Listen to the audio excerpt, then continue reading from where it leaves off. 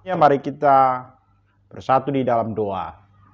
Segala puji syukur bagi Allah di tempat yang maha tinggi untuk segala kasih anugerah Tuhan bagi kami yang sudah boleh Tuhan nyatakan bagi kami. Sampai dengan hari ini Tuhan boleh pertemukan kami kembali lewat ibadah virtual, dan hari ini kami mau mendengarkan firman Tuhan.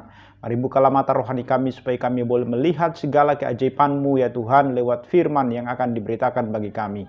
Bukalah segala pengertian-pengertian kami, dan hamba-Mu yang menyampaikan, Tuhan urapi, Tuhan tolong supaya boleh menyampaikan firman dengan bahasa yang sederhana untuk kami semua. Terpuji Engkau Bapa, dalam Kristus Yesus kami sungguh berdoa dan bersyukur kepadamu. Amin. Saudaraku yang terkasih, kaum muda, hari ini kita membicarakan satu topik yang menarik, yaitu sorga dan neraka. Walaupun topik ini adalah topik yang menarik, tetapi sesungguhnya topik ini adalah topik yang tidak banyak orang suka membahasnya, karena sesuatu hal yang masih jauh ataupun sesuatu hal yang tidak pernah dilihat oleh manusia, tetapi di dalam semua agama itu disebutkan sebagai satu tempat atau satu akhir daripada hidup daripada manusia. Nah, pertanyaan tentang seperti apakah surga dan neraka itu, dan ngapain sesungguhnya di surga dan di neraka, dan kemudian kenapa Tuhan harus ciptakan surga dan neraka, adalah pertanyaan-pertanyaan yang akan kita jawab di dalam khotbah kita pada persekutuan akhir pekan hari ini. Nah, saudaraku, kaum muda yang terkasih, kata surga itu berasal dari kata samayim, atau di dalam bahasa Ibrani, atau kata Uranos di dalam bahasa Yunani. Nah, kata ini bisa merujuk kepada langit. Misalnya di dalam Kejadian 1 ayat 1, ketika Allah menciptakan langit dan bumi, kata yang dipakai itu adalah kata samayim. Tetapi makna yang lain tentang surga adalah seperti apa yang digambarkan oleh Tuhan itu di dalam kisah anak bungsu ketika dia melakukan dosa terhadap bapaknya, ketika dia menghabiskan harta bapaknya, dia berkata, berdoa, aku telah berdosa terhadap Bapa dan terhadap surga. Kata itu yang dipakai di sana, artinya dia menggambarkan itu adalah satu gambaran itu digambarkan tentang surga itu sebagai Tuhan. Nah, dalam pembahasan ini yang kita bahas tentang surga adalah tempat Tuhan bersemayam. Jadi bukan hanya berbicara tentang langit. Karena di surga Tuhan dan semua orang percaya akan bersama-sama di dalam kekekalan.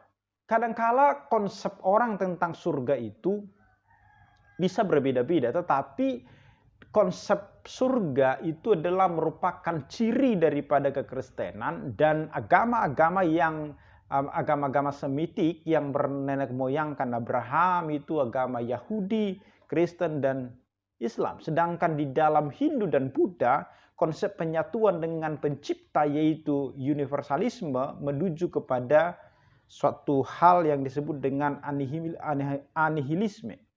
Nah, di dalam kitab Wahyu kalau kita membaca, surga itu adalah disebut sebagai kota Allah, negara, kerajaan Allah, dan disebut juga sebagai Firdaus. Kata-kata ini yang disebutkan di sana. Kadang-kadang disebutkan kota Allah, sebuah negara, suatu kerajaan Allah, dan juga disebut sebagai Firdaus. Surga itu digambarkan di dalam kitab Wahyu itu adalah suatu tempat yang memiliki dinding berlantai emas, tahta permata yang berharga, di mana ada pujian yang dinyanyikan oleh paduan suara dan malaikat. Gambaran tentang neraka pun digambarkan sebagai tempat penghukuman dan kengerian yang tiada taranya. Nah, apakah atau seperti apakah surga itu sesungguhnya? Saudaraku yang terkasih, kalau kita membaca di dalam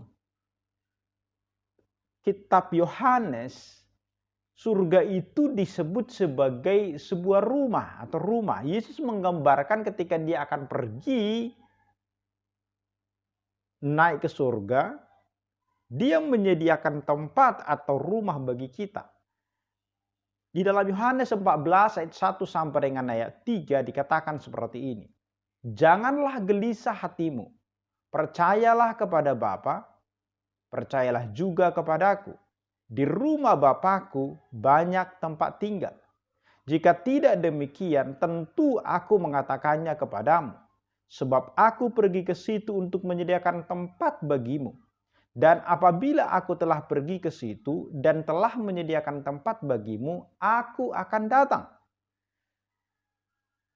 Aku akan datang kembali dan membawa kamu ke tempatku. Sebab di tempat di mana aku berada, kamu pun berada. Saudara, ini adalah satu pernyataan dari Tuhan Yesus yang menggambarkan seperti apa surga itu. Bahwa surga itu adalah seperti rumah bagi kita. Maka ini sesuatu hal yang sesungguhnya kalau kita bisa membayangkan, artinya kalau di rumah itu artinya adalah satu tempat yang nyaman. Gambaran umum tentang rumah biasanya seperti itu. Nah, bagaimana menggambarkan surga sebagai rumah itu? Apakah rumah itu adalah tempat atau suatu keberadaan atau state? Karena kenapa saya mempertanyakan ini? Ada banyak teolog yang beranggapan itu adalah suatu keberadaan dan bukan lokasi khusus. Karena memang Allah itu kan roh. Kalau Allah adalah roh, bagaimana mungkin dia punya satu state, satu tempat yang bisa menampungnya? Karena kan Allah itu tidak terbatas, tidak dibatasi oleh apapun. Makanya ada orang mengatakan bahwa surga itu sesungguhnya bukan suatu lokasi khusus. Karena dia kan roh. Tuhan tidak bisa ditaruh di dalam satu lokasi, nggak bisa ditempatkan di dalam satu lokasi. Itu maka banyak orang mengatakan bahwa surga itu bukanlah suatu keberadaan. Namun pada sisi yang lain, penggambaran rumah di surga untuk tubuh kemuliaan dibahas juga di dalam Alkitab. Kita tidak bisa mengingkari itu. Misalnya waktu kita membaca di dalam Matius 6 ayat 9 sampai dengan 10 ketika Yesus menyatakan mengajari murid-murid tentang doa Bapa kami, dikatakan kutipannya adalah karena itu berdoalah demikian, Bapa kami yang di sorga, dikuduskanlah namamu, datanglah kerajaanmu, jadilah kehendakmu di bumi seperti di sorga. Berarti ini menunjukkan satu tempat, satu state. Jadi apa yang dipikirkan oleh para teolog-teolog yang lain yang tidak setuju dengan itu, bisa saja adalah hanya sebagai satu imajinasi mereka, pemikiran mereka tentang itu. Tetapi kalau kita melihat ini, Yesus sendiri mengatakan bahwa Bapa itu ada di sorga. Itu menunjukkan satu tempat. Kemudian ketika diperbandingkan lagi di bumi seperti di sorga, itu menunjukkan bahwa surga itu bukanlah suatu keberadaan, kehadiran Tuhan, yang tetapi justru itu menyatakan kehadiran Tuhan itu menyatakan adanya tempat. Surga adalah tempat dan bukan keberadaan pikiran sesungguhnya. Nah, yang kedua, seperti apakah surga itu? Yang kedua adalah surga itu adalah di mana Yesus berada. Jadi menggambarkan rumah itu, kemudian menggambarkan surga itu adalah di mana Yesus berada. Banyak orang mempertanyakan di mana lokasi surga. Persisnya di mana, di jalan mana, alamatnya di mana, kira-kira seperti itu ya. Karena apa yang dilakukan manusia adalah dengan bantuan teknologi yang dimiliki sekarang ini merasa sudah mampu menguasai segala sesuatu. Bahkan susunan alam semesta ini sudah dikuasai, sudah diteropong, sudah dilihat, sudah dikunjungi. Sehingga akhirnya dicari-cari di mana sebenarnya lokasi surga ini, di mana tempatnya, alamatnya di mana. Keberadaannya itu dipertanyakan. Karena kalau kita memperhatikan banyak teolog Kristen sendiri pun yang sudah ada yang berani meninggalkan konsep surga sebagai tempat dan hanya menganggap itu kan hanya sebagai suatu keberadaan saja, yaitu kehadiran Tuhan tanpa menyinggung suatu soal tentang bahwa itu bukanlah tempat. Karena memang kepintaran manusia ini sering sekali dibuat untuk mencoba membuka segala sesuatu yang sebenarnya konsep berpikir kita tidak akan mampu untuk membuka itu. Maka kalau pertanyaan demikian dipertanyakan, Untuk menjawab pertanyaan lokasi ini, kita dapat menjawab lokasi surga itu adalah di mana Tuhan Yesus bersemayam, di mana Tuhan Yesus ada, itulah surga. Jadi surga itu adalah tempat di mana Tuhan berada. Di situ tempatnya, lokasinya di mana? Ya di mana Yesus berada, itulah surga. Disitulah surga itu. Surga adalah di mana Allah berada. Surga adalah kehadirannya yang menjadikan itu surga. Jadi ketika dia hadir di situ adalah surga itu. Itu tempatnya. Ketiga, seperti apakah surga itu? Surga itu adalah perjumpaan orang-orang beriman. Jadi semua orang-orang beriman akan berjumpa atau berkumpul di surga itu. Ini hal yang sering ditanyakan juga. Apakah kita akan saling mengenal di surga nanti? Tentu pertanyaan ini penting mengingat seringnya disebutkan bahwa kita akan berjumpa dengan Tuhan muka dengan muka. Yang jelas, saudaraku yang terkasih, walaupun di dalam surga tidak ada pesta makanan secara harafiah dan kawin menawinkan, tetapi semua orang dapat saling mengenal satu dengan yang lain. Tetapi pengenalan kita, kalau misalnya saya dengan orang tua saya, sekalipun saling mengenal di bumi, saling mengasihi, kasih saya kepada Anda tidak akan berbeda dengan kasih saya kepada orang tua saya setelah di surga, karena tidak ada lagi di situ kecemburuan, tidak ada lagi di situ kasih yang membedakan satu dengan yang lain. Kasihnya sama, saling mengenal satu dengan yang lain. Meskipun di dalam surga hanya ada tubuh kemuliaan dari Tuhan, dan yang pasti kita semua akan saling mengenal satu dengan yang lainnya.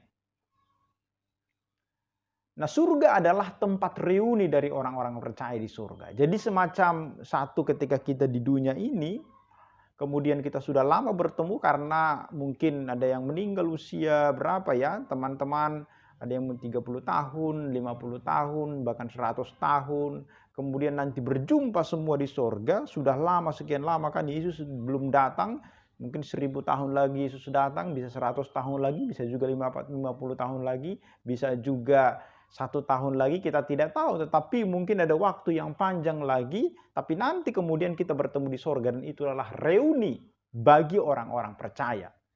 Karena kita akan berjumpa kembali dan kita semua akan saling mengenal satu dengan yang lainnya.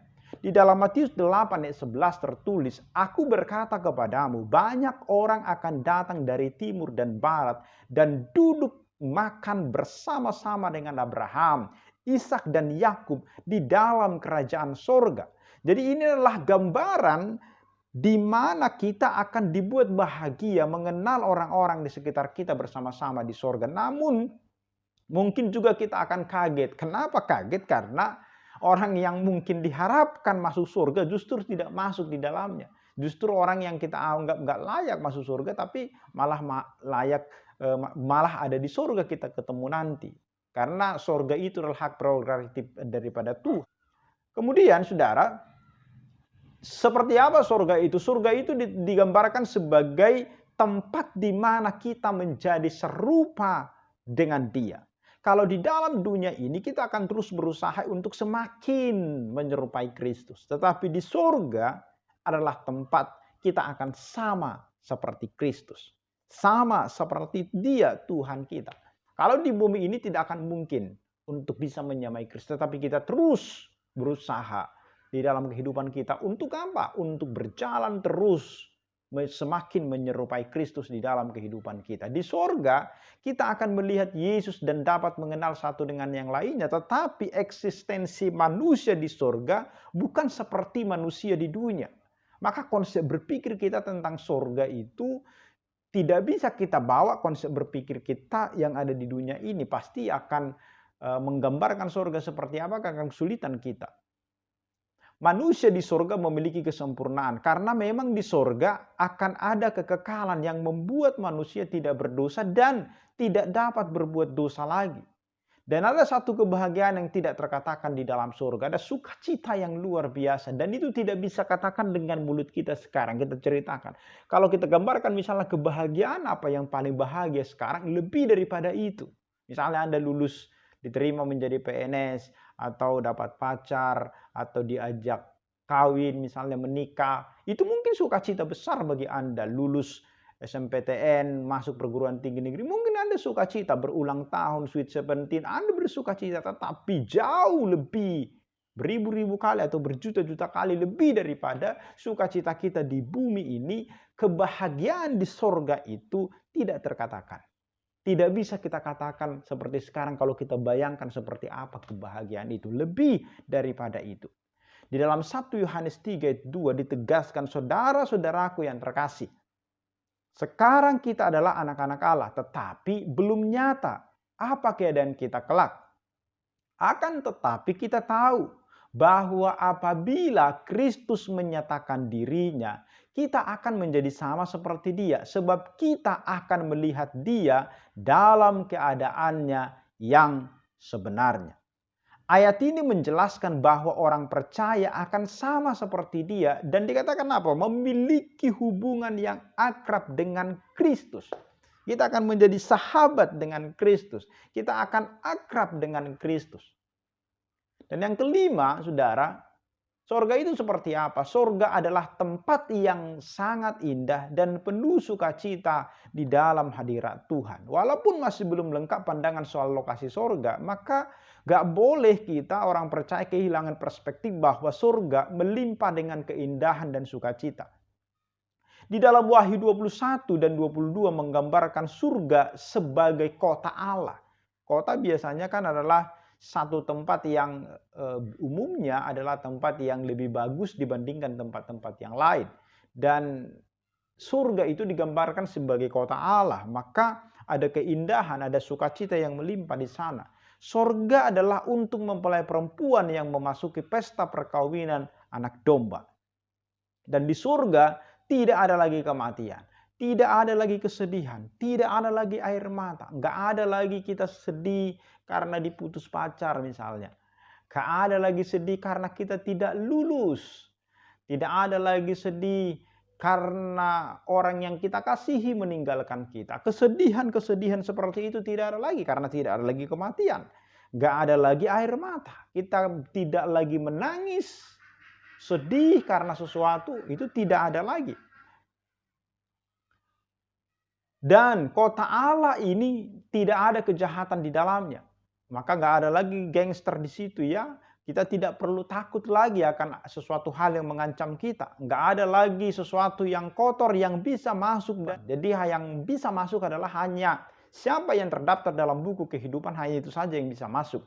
Tetapi orang yang tidak terdaftar itu tidak akan bisa masuk. Dan orang yang percaya dikatakan apa? Ini salah satu pekerjaannya daripada orang percaya adalah ikut memerintah bersama-sama dengan Tuhan. Di Wahyu 22 ayat yang kelima.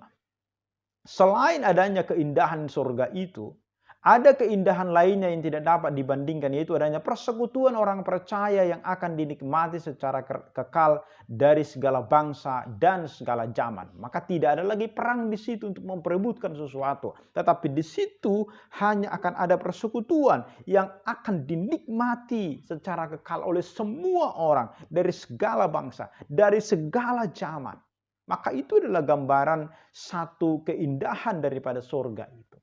Dan kemudian, ngapain kita di surga? Apakah kita duduk, tidur, makan? Di surga itu kita ngapain, saudara-saudara? Aktivitas di surga yaitu berhenti disebutkan rest. Kemudian ngapain? Menyembah, worship, dan service, melayani, pelayanan.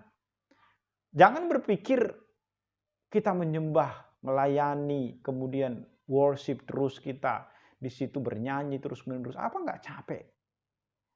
Konsep-konsep dunia yang kita pikirkan sekarang ini mungkin sama seperti itu tadi. Kalau dindingnya terbuat dari emas, lantainya dari emas, dari pualam, dari permata, dan lain sebagainya. Kalau di dalam kita sekarang memikirkan itu, mungkin kita pusing memikirkan itu. Tetapi maksud saya jangan bawa konsep duniawi kita untuk memikirkan tentang surga itu sehingga seperti apa surga itu? Apakah itu indah seperti itu? Jangan-jangan kita pusing di dalamnya. Itu konsep pemikiran kita yang tidak bisa menggambarkan seperti apa surga itu. Perasaan kita yang masih seperti yang ada di dalam dunia ini.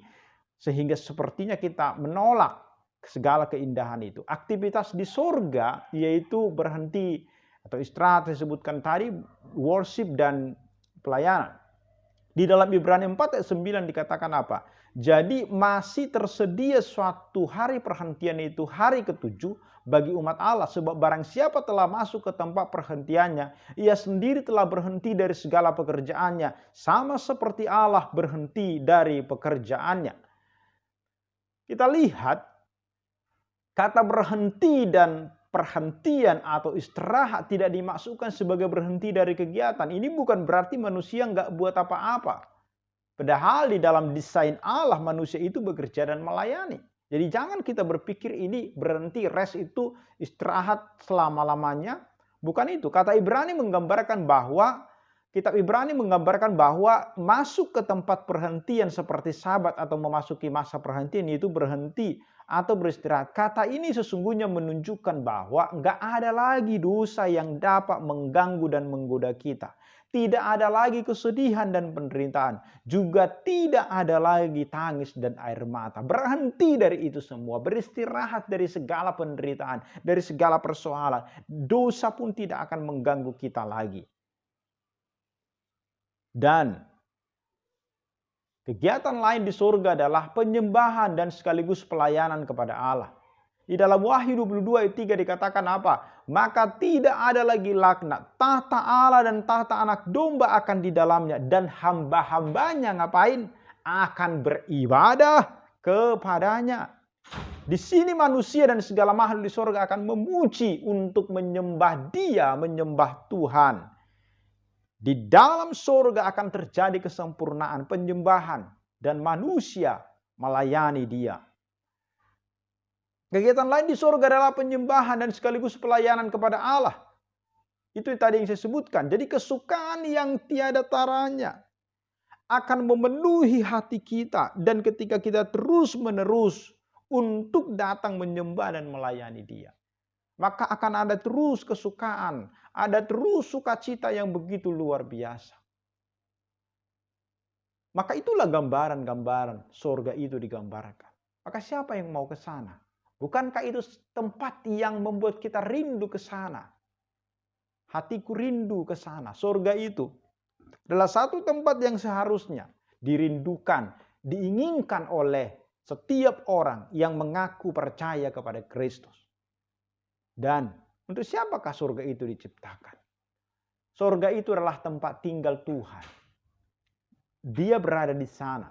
Dan tempat tinggal bagi kita yang percaya kepada Allah. Itulah gambaran tentang surga, saudara-saudaraku yang terkasih.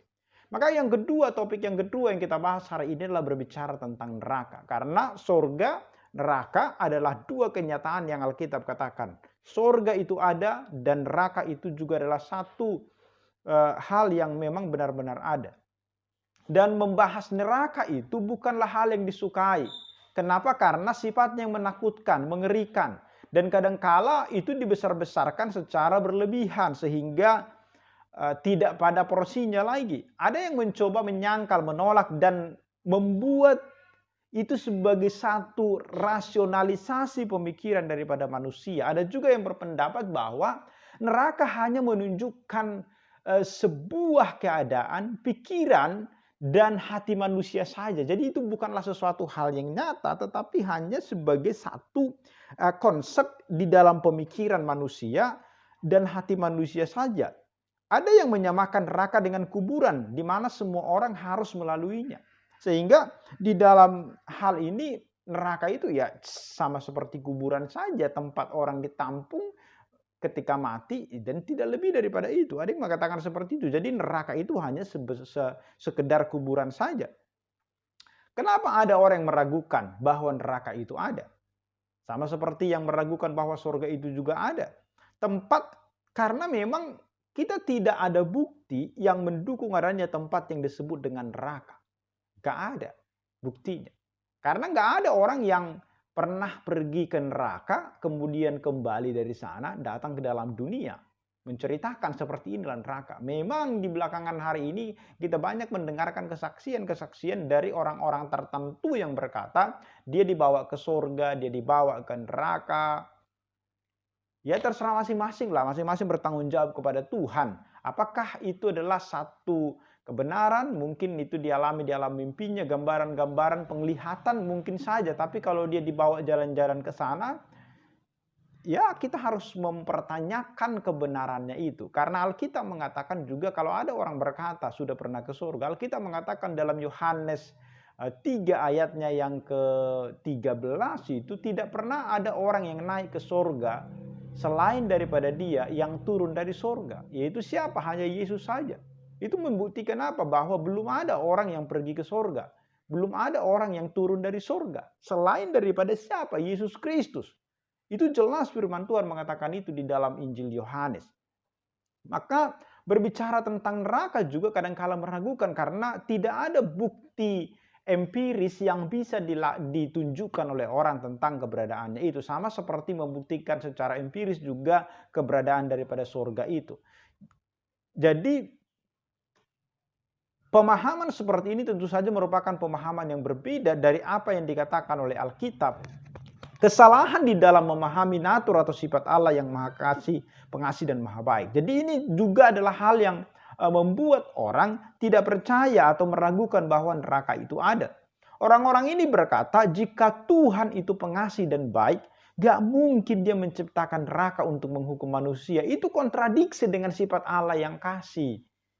Sehingga mereka meragukan, nggak ada betul bahwa neraka itu diciptakan Tuhan. Itu kan kontradiksi dengan sifat Allah yang pengasih dan baik itu. Tampaknya memang hal ini sangat rasional dan logis menurut pemikiran orang-orang yang skeptis.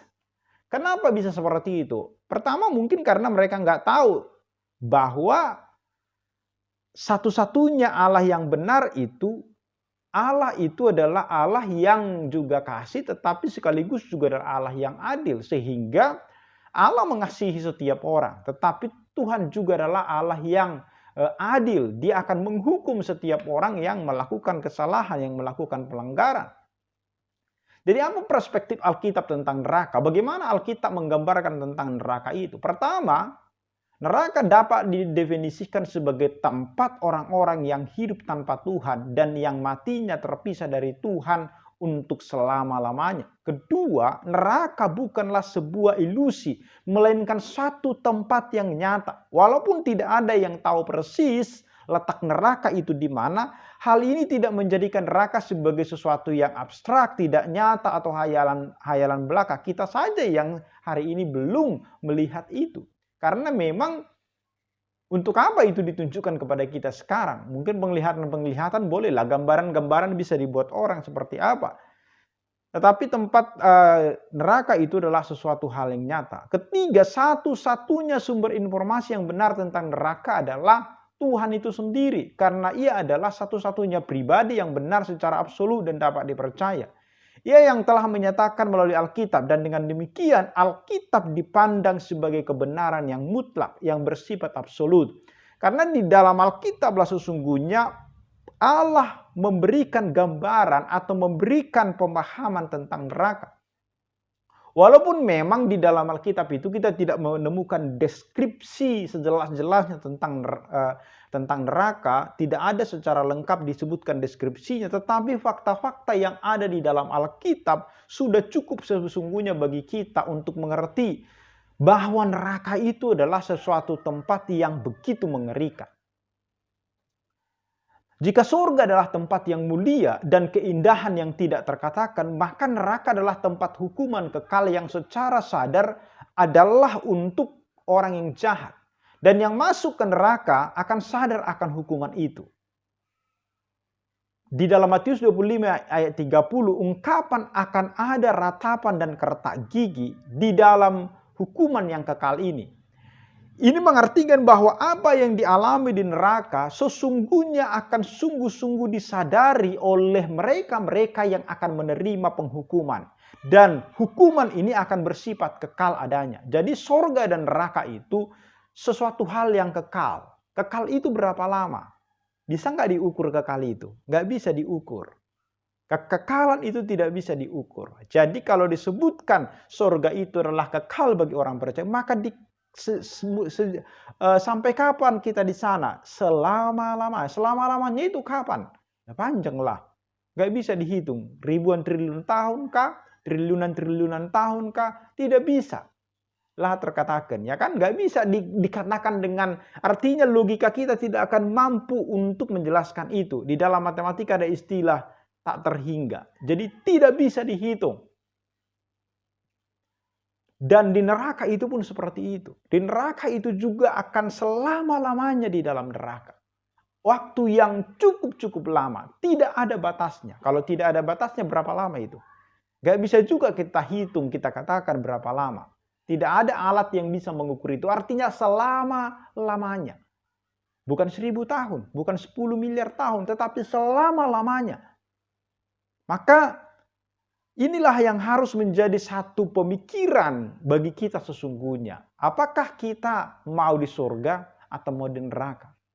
Dan neraka itu bukan ongkang-ongkang kaki ya, bukan. Bukan bertemu dengan bidadari-bidadari di sana, bukan. Neraka itu adalah tempat penghukuman yang sering digambarkan sebagai api yang menyala-nyala yang membakar. Sedangkan kalau kita kena korek api saja, kena manci saja, kita sudah merintih kepanasan. Apalagi dibakar selama-lamanya. Maka itu tidak bisa kita gambarkan bagaimana. Tapi tidak mati loh. Di surga itu kita hidup kekal selama-lamanya. Di neraka juga itu kekal penghukumannya. Tidak mati-mati. Tetapi dia kekal terus, tetapi di dalam penghukuman. Memang ada para teolog yang mulai meragukan konsep tentang neraka ini. Mereka menolak pandangan ini dan menggantinya dengan konsep anihilisme, di mana dikatakan hukuman itu hanya bersifat sementara saja. Dan pada akhirnya eksistensi mereka yang di dalam neraka itu akan terhapus. Yang disebut dengan annihilate. Jadi itu konsep-konsep para teolog yang meragukan bahwa di neraka itu akan ada penghukuman selama-lamanya. Pandangan ini tentu memakai argumen soal permusnahan orang yang dihukum. Dan juga tentang sifat kasih Allah yang menganggap bahwa neraka adalah sebagai hanya satu tempat hukuman sementara saja. Karena Allah itu adalah Allah yang mengasihi, nggak mungkin dibiarkannya terus manusia di dalamnya. Itu adalah konsep-konsep daripada para teolog yang salah di dalam memikirkan tentang siapa itu Allah. Jadi pandangan ini harus kita tolak karena kajian teologis tentang neraka memang menempatkannya dalam konteks apa? Kemuliaan Allah.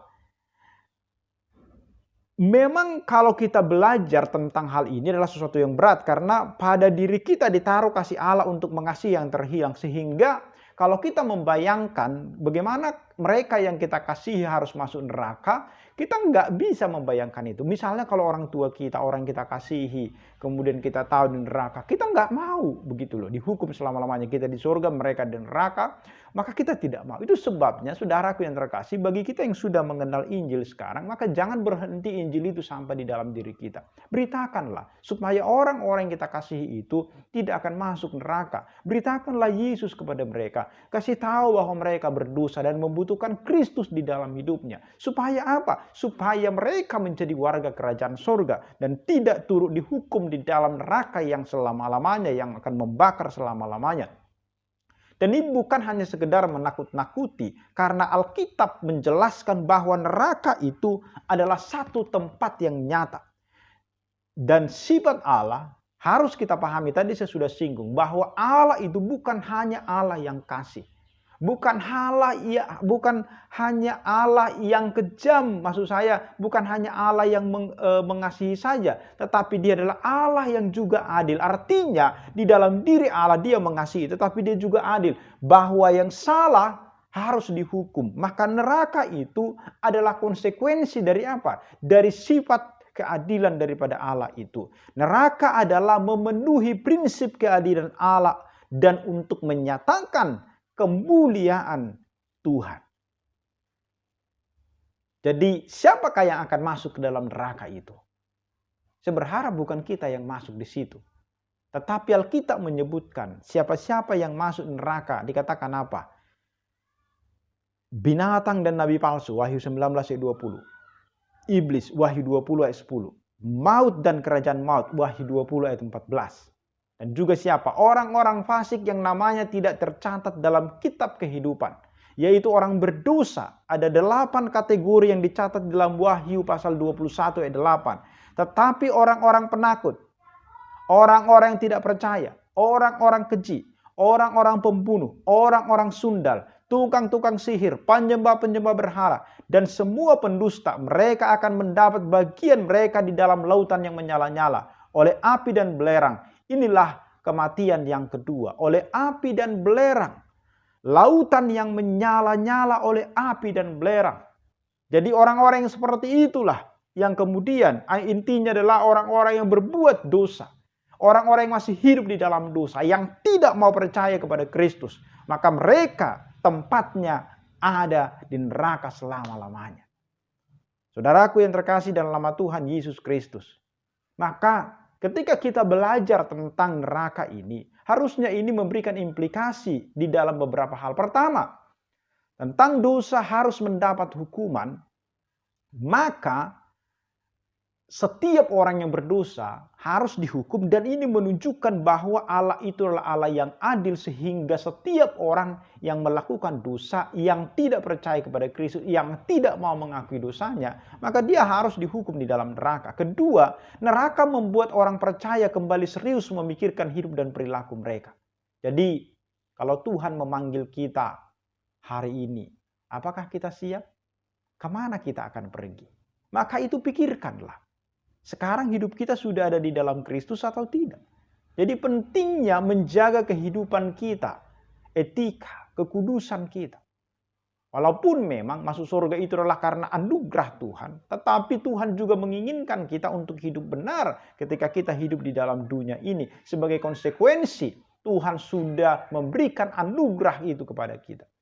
Ketiga, neraka menyebabkan kita sungguh-sungguh menghargai karya Kristus di dalam dunia ini. Kematiannya, kebangkitannya tidak akan berguna bila tidak ada hukuman yang akan diterima orang yang tidak percaya dalam hidup yang mereka yang hidup di dalam kejahatan. Jadi itu adalah satu konsekuensi yang harus kita pahami. Kalau Kristus mati di kayu salib untuk setiap orang yang percaya, maka yang tidak percaya kepadanya memang harus dihukum.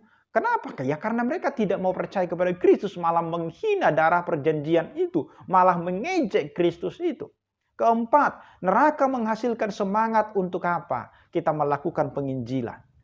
Jadi ini harusnya memberikan kesadaran, membuat gereja semakin mengasihi orang yang belum percaya dan membawanya kepada siapa? Kepada Kristus. Maka termasuk kita seperti yang saya katakan itu tadi. Lihat orang tua kita. Lihat saudara kita. Orang-orang di sekitar kita. Teman satu kos kita. Apakah mereka sudah di dalam Kristus? Ingat. Ketika mereka tidak di dalam Kristus. Maka mereka sedang berjalan menuju kemana? Ke neraka kekal selama-lamanya. Tetapi ketika orang percaya kepada Kristus, maka dia akan menjadi ahli waris kerajaan surga. Dia akan bersama-sama dengan semua orang percaya di surga. Dia akan tinggal bersama-sama dengan Tuhan di surga. Maka itu menjadi satu hal yang harusnya memberikan kesadaran bagi kita. Tidak boleh berhenti Injil itu hanya bagi diri kita saja. Kita harus menceritakan Yesus itu kepada orang lain. Pengalaman kita bersama dengan Kristus itu. Kelima, kepercayaan akan neraka akan membuat orang percaya menerima fakta bahwa Allah berdaulat dan tujuan daripada kedaulatan itu. Jadi pengajaran tentang neraka ini akan mengerahkan kita untuk apa? Kita akan mengharapkan juga sorga yang mulia itu. Jadi kalau kita sebagai orang percaya dan kita tahu bahwa akan ada hukuman bagi orang yang tidak percaya, maka kita sebagai orang percaya akan mengharapkan surga yang mulia itu. Maka saudara-saudara, saya akan mengakhiri ini. Dan saya akan mengambil kesimpulan-kesimpulan dari apa yang saya sudah sampaikan tadi. Bahwa surga dan neraka itu adalah suatu tempat. Jadi bukan hanya sekedar keberadaan atau khayalan saja. Tetapi itu adalah tempat yang nyata. Semua orang yang tidak percaya kepada Yesus akan mendapat hukuman di neraka. Dan semua orang yang percaya kepada Yesus sebagai juru selamatnya secara pribadi akan masuk di dalam surga sebagai ahli waris kerajaan surga, akan menjadi anak-anak Allah yang ditempatkan di mana? Di surga bersama-sama dengan Kristus memerintah di sana. Dan Tuhan menghadapkan kepada kita sekarang ini dua macam kekekalan diperhadapkan dengan kita. Itu apa? Surga dan neraka. Demikian pula ada dua pribadi yang disembah oleh manusia, Yesus Kristus atau iblis. Tidak ada alternatif, tempat netral atau pilihan ketiga. Setiap orang harus memilih salah satu, Kristus atau iblis, surga atau neraka. Nggak ada di tengah-tengahnya ya. Tetapi yang jelas adalah tidak ada tempat yang lain. Jadi tidak ada tempat antaranya. Surga atau neraka, Kristus atau iblis. Kita harus memilih. Kita mau percaya kepada siapa? Kepada Tuhan Yesus Kristus yang sudah mati, yang menjamin kita untuk masuk surga, atau kepercaya kepada ilah-ilah yang diciptakan oleh dunia ini.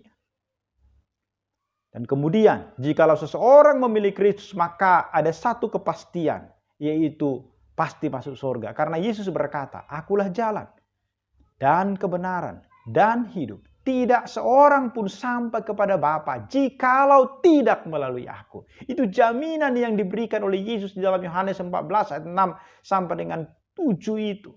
Jadi tidak ada orang yang pergi ke surga kecuali melalui Yesus Kristus. Kalau Yesus sudah menjamin itu, maka apakah kita tidak mau datang kepada Yesus untuk menyerahkan hidup kita kepadanya? Dan lagi, siapa yang percaya akan dibaptis akan diselamatkan, tetapi yang tidak percaya akan dihukum. Markus 16 ayat 15 sampai dengan 16. Ini jelas sekali mengatakan kalau kita percaya kepada Kristus, maka kita akan diselamatkan. Tapi kalau tidak percaya, maka apa? Neraka akan menjadi bagiannya. Jika seseorang memilih iblis, maka dipastikan dia akan masuk neraka. Dan setiap orang yang menolak Tuhan Yesus Kristus berarti memilih iblis. Apakah dia sadar atau tidak, maka dia akan masuk neraka. Ini bukan persoalan kita sombong, kita eksklusif di dalam hal ini. Tetapi Alkitab yang mengatakan kalau kita percaya kepada Yesus, maka kita masuk surga. Kalau ada yang mengatakan seolah-olah kita menjadi pemilik surga, yang berani mengklaim bahwa kita akan masuk surga, ya Yesus yang mengatakan itu, bukan saya. Bukan doktrin yang mengatakan itu. Tetapi Yesus mengatakan barang siapa percaya kepadanya, pasti akan masuk surga. Malah kalau begitu apa yang harus saya katakan? Ya dan amin, saya percaya itu. Kalau saya percaya kepada Yesus meninggalkan dosa-dosa saya, maka Yesus mengatakan kita akan masuk surga. Karena begitu besar kasih Allah akan dunia ini sehingga dia mengaruniakan anaknya yang tunggal supaya setiap orang yang percaya kepadanya tidak binasa. Melainkan apa? Beroleh hidup yang kekal, masuk surga. Apakah itu harus kita kemudian berkata itu adalah kesombongan? Bukan. Karena memang masuk surga itu dijamin oleh Tuhan Yesus hanya melalui Dia. Maka saudara-saudara, kita tidak tahu dan kita tidak bisa memprediksi kapan kematian itu akan datang. Tetapi kita harus siap menghadapi ketika kematian itu datang menjemput. Dan ingatlah, setiap pilihan yang kita ambil saat kita hidup sekarang akan menentukan kemana kita akan pergi setelah kematian itu. Itu sebabnya saudaraku yang terkasih dalam Tuhan Yesus Kristus. Maukah engkau hari ini yang masih hidup di dalam dosa, meninggalkan dosamu dan percaya kepada Yesus? Kalau engkau berkata engkau mau, maka hari ini Yesus berkata, kau bersama-sama dengan aku di dalam Firdaus. Sebaliknya, jika engkau menolak Kristus dan terus hidup di dalam dosamu, ingatlah neraka akan menjadi bagianmu. Oleh karena itu, pilihlah hari ini. Maukah engkau percaya kepada Yesus? Kalau engkau berkata ya, dan kau mau meninggalkan dosa-dosamu, menerima Dia sebagai Tuhan, membuka hatimu, menerima Dia sebagai Tuhan yang berkuasa atas hidupmu, saya mengatakan sesuai dengan firman Tuhan, maka engkau akan bersama-sama dengan Dia di surga. Ketika sangkakala Allah dibunyikan, maka namamu, nama kita, nama saya dan saudara akan dibacakan. Dan kita akan bersuka cita di surga yang mulia itu. Terpujilah Tuhan kita Yesus Kristus oleh kasih-Nya bagi kita, sehingga kita menjadi ahli waris kerajaan surga. Amin. Mari kita berdoa. Bapa, kami bersyukur untuk anugerah-Mu bagi kami. Terima kasih untuk pertolongan-Mu, firman-Mu yang sudah boleh kami dengarkan, mengingatkan kami bahwa hidup kami adalah sementara dan ada tujuan daripada hidup ini, yaitu surga atau neraka. Dan ketika kami percaya kepada Kristus, maka surga itu menjadi milik kami. Tapi kalau kami memilih untuk menolak, maka neraka akan menjadi bagian daripada setiap orang yang menolak Kristus. Oleh karena itu ya Tuhan, dengan Roh Kudus-Mu, bukalah mata rohani kami, Bagi kami yang saat ini masih hidup terus di dalam dosa, bimbinglah, ajarilah, supaya setiap kami yang hari ini mau menyerahkan hidup kami kepada Tuhan, mau dipakai oleh Tuhan, mau meninggalkan dosa-dosa kami mau percaya kepada Kristus itu. Dimuliakanlah Engkau Bapa di dalam seluruh kehidupan kami. Dalam Kristus Yesus kami berdoa. Amin. Saudaraku yang terkasih, kita bersyukur untuk kasih dan anugerah Tuhan yang sudah dinyatakan bagi kita. Ketika kita percaya kepada Dia, maka kita akan menjadi ahli waris kerajaannya. Ketika kita dipanggil Tuhan, maka sorga itu menjadi bagian kita. Dan sorga adalah tempat yang seharusnya dirindukan oleh setiap orang yang mengaku percaya kepada Kristus. Maka tidak perlu lagi kita takut akan kematian. Karena kita tahu ketika kita mati, kita bersama-sama dengan Kristus di sorganya yang kekal. Kita akan mengakhiri ibadah kita pada sore hari ini. Dan kita memberikan persembahan yang terbaik bagi Dia. Dan mari kita naikkan pujian bagi Tuhan. Surgalah tempatku berteduh. Dari buku nyanyian nomor 522. Mari kita nyanyikan dengan sukacita, dengan pujian kepada Dia, Raja di atas segala.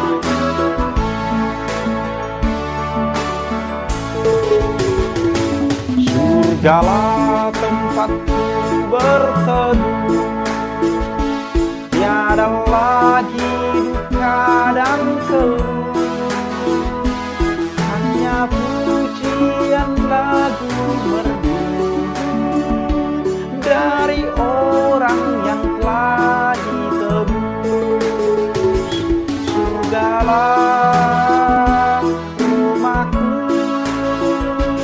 tiada sakit derita keluh. Surgalah, surgalah rumahku, tiada sakit derita keluh.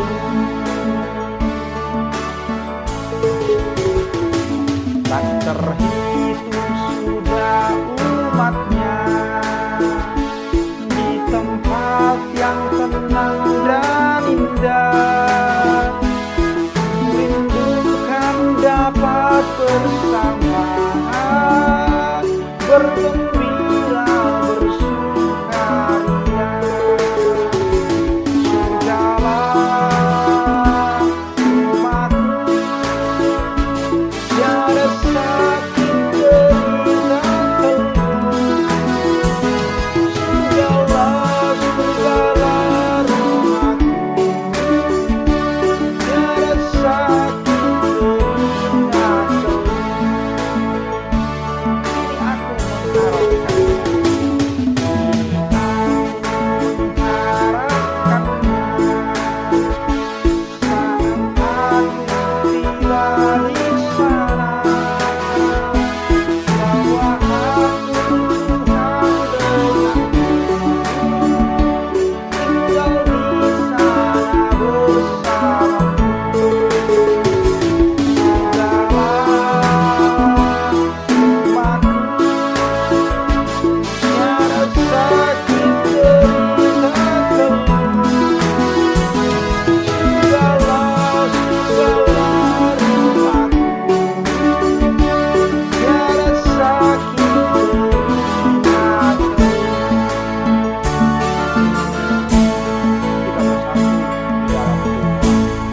Ini aku kasih-Mu, anugerah-Mu yang sudah Engkau nyatakan bagi kami. Engkau Allah yang baik bagi kami. Engkau menyediakan surga bagi setiap kami yang percaya kepada Engkau. Tetapi jikalau ada di antara kami yang tetap memilih untuk tidak percaya kepada Tuhan, maka neraka itu akan menjadi bagiannya. Karena itu hari ini kami mau disadarkan bahwa kami membutuhkan Tuhan di dalam kehidupan kami. Ampuni kami Tuhan di dalam semua pelanggaran dosa-dosa kami. Biarlah kami membuka hati kami untuk Kristus, supaya Kristus berkarya. Biarlah Roh Kudus menguasai hati dan pikiran kami, supaya kami dituntun untuk tetap ada di jalan Kristus itu. Bapa, kami mengumpulkan persembahan hari ini. Kuduskanlah itu menjadi dupa yang harum di hadapan Tuhan. Berkatilah setiap kami yang hari ini mungkin di dalam pergumulan persoalan di dalam hidup. Biarlah Engkau Tuhan menyadarkan kami bahwa Tuhan jauh lebih besar daripada semua persoalan pergumulan kami.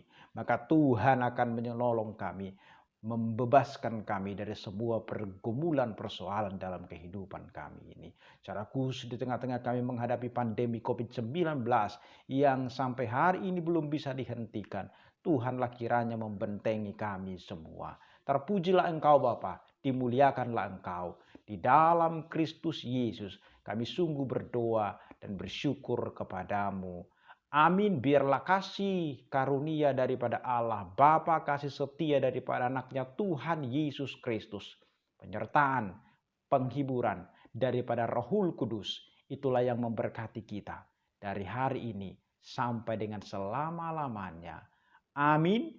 Kita nyanyikan Bapa, terima kasih.